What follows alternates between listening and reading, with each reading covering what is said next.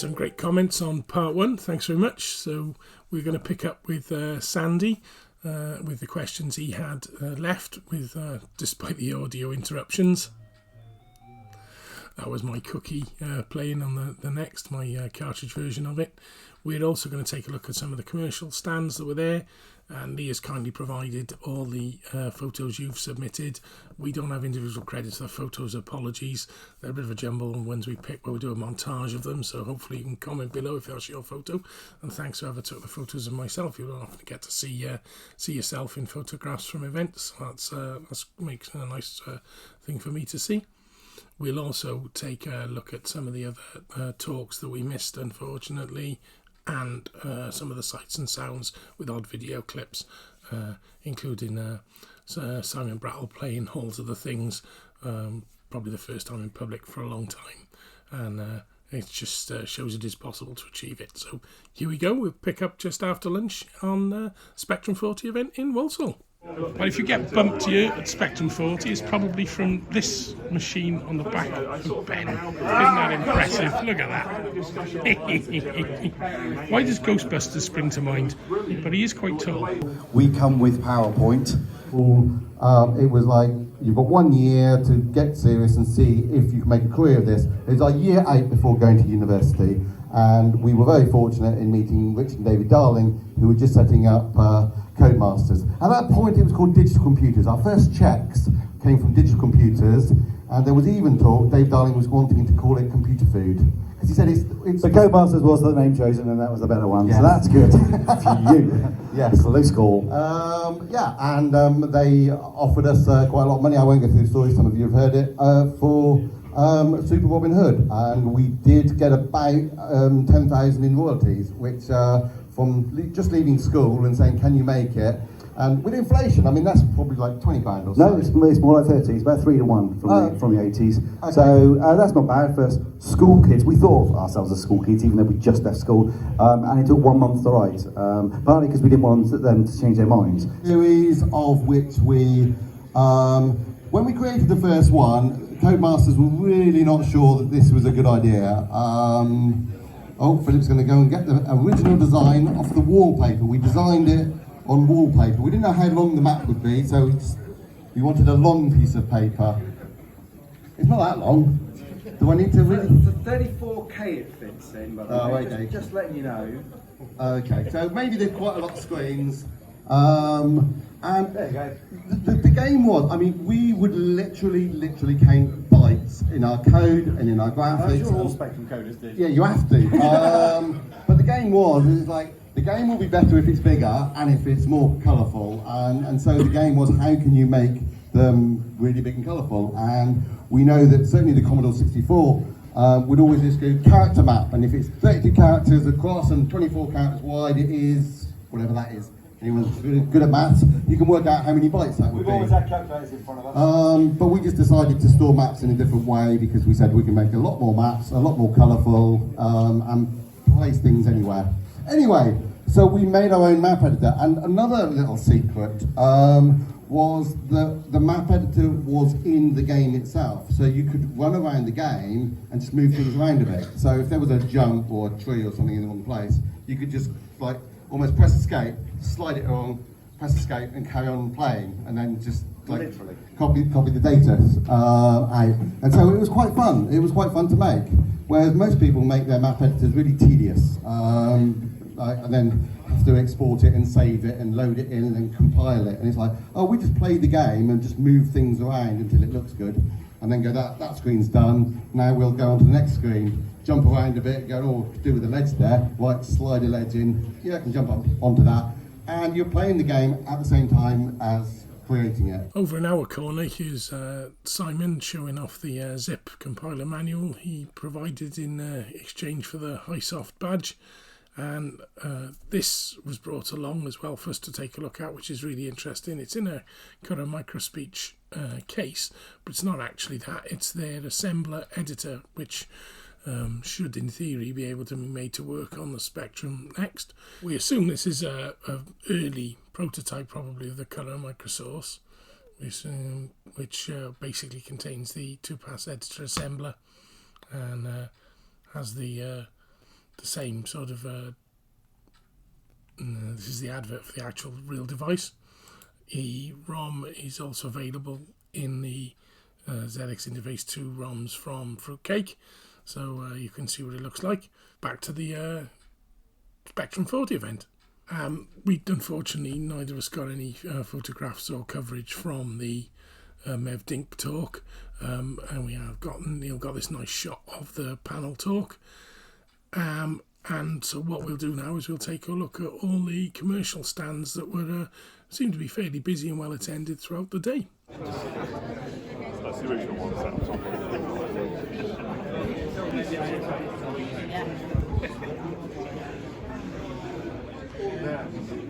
Here we go, Mike. Look what game they picked to show, because it was the only one I had with me. Cool, eh? This is the one to be won at Spectrum 40.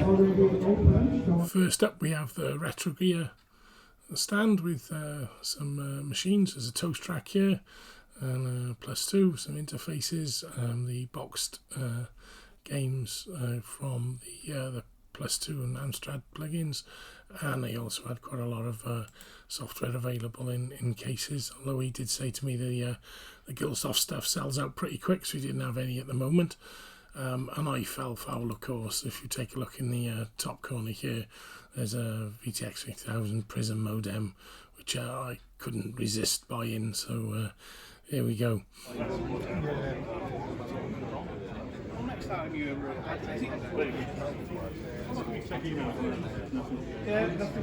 It's a shame we didn't get a chance to chat to Rich Meller on the OWAP stand. He was busy talking as I walked past and didn't get a chance to go back again. I had a good selection of useful bits and pieces on the stand. As always a go-to place for some of those hard-to-get parts, and goes to sell my retro for buying pretty much anything you need relating to retro computers. Moving on now to obviously the Syntec stand. Again, good source of keyboard replacement, things like microdrive cables. So excellent selection of bits and pieces available, and they had a good selection on the day as well. My pickups for the day mounted up. I had to have the t-shirt course with the flash on. And moving on then, we had the We Make Robots stand, which had a good selection, loads of badges turning up everywhere on the and he's also got these great 3D printed add-ons that match the design for the TZX Duino type cassette loaders to go onto different machines. They're some great little devices if you haven't seen them before, so well worth taking a look. The ZXUE tape or whatever it's called, and a few DIY kits to pick up as well. We slightly different view of the stand here, of course, because you've got the 3D printed Next console, which is great for those who haven't seen it anywhere. So really nice job. The next one over now is Hermit Retro Products. So this is the prototype. This is looking good. It's a keyboard recreation, and I love the laptop events. They're great, aren't they? So it was a good stand. Lots of fascinating stuff to take a look at. Of course, Peter was there from ZX Renew with a big selection of bits and pieces, including the lovely recreated cases and key covers. He also had a Next on the stand, I notice. So good selection of bits and pieces if you don't already use them. It's good range, very quick delivery. Of course, then we arrive at the Fusion Retro book stand that produces the Crash annuals and a massive range of magazines, including some fascinating ones. I mean, this one I didn't notice me showing on the day is actually a Japanese issue. So good selection of stuff there. Chris Wilkins in the background here in this photograph. So excellent selection of books. This is where I got my Mev Dink book from, because Mev happened to be there, stood at the stand when I was able to get him to sign it straight away. It's good.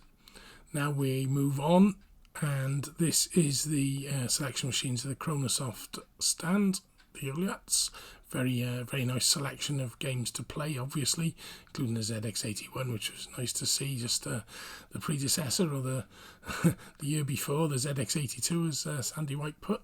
I have actually got a ZX79, which Karen Norton did. We maybe need to dig into, that might claim to be an alternative history version of if the MK14.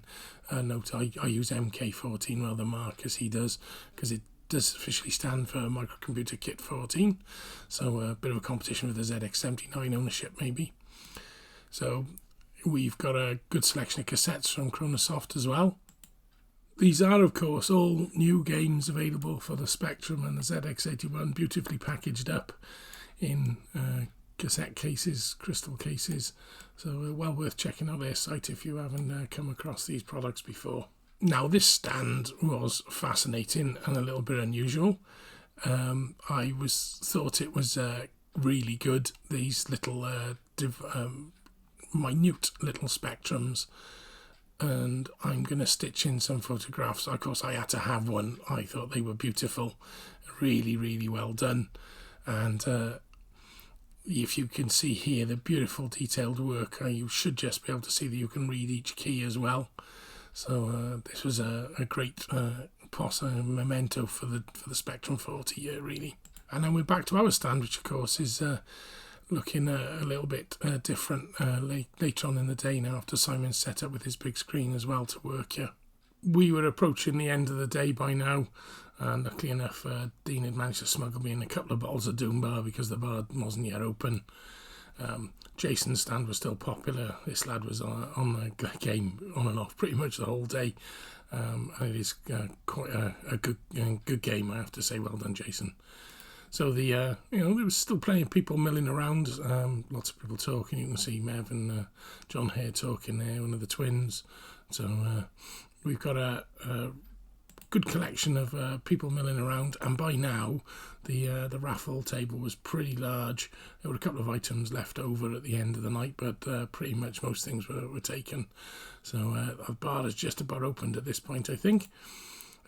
My pickups obviously were starting to grow, so I talked about the modem. I got them, everyone on the t-shirt, and it was really nice now to see Mr. Turner turn up and have a little chat about the thing. And obviously he's since announced that he's going to try and help support the crash at this venue in later this year, which will be great. So another good event, and maybe revival restart once his health improves, so we hope so. This was great as well. It was just loads of people turning up with the things they'd done back in the day and just enjoying the day out and coming to see us. You can see my sneaky Doom Bar there. But anyway, got a next badge for the visit. And this was great. This was looked on by some of the administrators of Spectrum for Everyone. You've got Simon Brattel playing Halls of the Things, which I spotted. And he's obviously pretty good at it. I haven't written it. I heard someone over and said he hadn't played in public for 35 years or something like that. So I think it might be worth us taking a quick look at the video. Because I've stolen liberally from them for this project. So there's a guy who's done a new core for the Uno with disk support finally, or at least SD support. So if there were just some more Unos around, viable SAM platform. But Miguel, who also did the Spectrum platform, when he was coming up with new features. Pretty impressive gameplay. Now it was time to start packing up. So before we set off the evening do with Hey 16K. So Andrew Owen, you would have heard him chatting in the last one to Simon, helped me pack away my gear, and I got it back to the hotel then. This is a good opportunity perhaps to take a look at some of the photographs that were provided by you who attended the event, to Lee, and compiled together. So thanks for doing that, and it's a great selection of pictures. Sandy trying the hat on there, they were great, those hats. Sandy's talk, obviously Lee, staff in the entrance desk, and we got a little bit of a close-up of some of my items. I will probably do a follow-up video that goes over what I had on the stand as part of some memorabilia of Gilsoft. Keep an eye out for that on the channel. And obviously a nice shot of Ben's Byte Delight Spectrum. excellent stuff. And another one of the Hermit retro products. Another one of mine. Obviously the stand we've seen earlier. This young lady was quite fascinated with the Nashman as well, with the great hats they'd made. Obviously there's one of me having a yap to people, so we were busy all day. There was people coming and going, which is nice. Static picture of that map from the twins, and another one of Hermit again. And of course this is the other one of Jason's machines running one of the games, which was really clever, moving through the doors. So it was an open door sort of adventure game, point and click almost.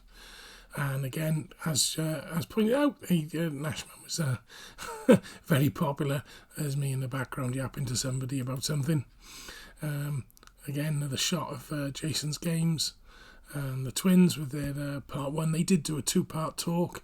The second part, which I missed, to talk about their new product, which is basically a no-code game and writing interactive writing system. So probably a quill or paw for the 2022 maybe. Another nice shot of the Chronosoft stand, and Jason proudly showing both screens at the same time. We've also got another shot of the Chronosoft close-up for one of the games, Egghead Goes to Town in this case, and the case. We've also got here a nice one of Kevin Toms chatting to Cell Retro. We've also another one of Jason's 2 games and the Retro Gear stand. I noticed I still hadn't bought the VTX 5000 at this point. Here's the You Make Robots. I said I make robots earlier, didn't I? And Sandy having a little browse of what's available. And this is the, as I said, it's grown quite a bit now, the raffle. And the lady's going to do our entertainment later, just before she gets into her outfit. And some just shots around the place of people chatting and talking and just generally enjoying the day out. Sandy wearing that hat. And of course there's a lovely one here with Ant-Attack in her hand. So, and another shot of Ben's backpack left rather dangerously to the side. And a final one of my later Terry Greer covered memorabilia, the complete set of the gold collection and the initial cassettes we sold, the twin game sets and Maze of Gold and Who Would Be King, and an original Gilsoft International sign. And you see the cardboard box quilt. So there we go. That's the user submitted photos, and thanks everybody who sent those in. They're great. Unfortunately, I think with the editing bar showing nearly 18 minutes, we're going to have to leave it there, and we'll end up with a part 3. Hopefully won't have to wait too long, as I've already done the bulk of the edit for that, and that will consist of the rest of Sandy's answers to the questions from those on the floor, including myself for a few, and a brief look at the evening entertainment.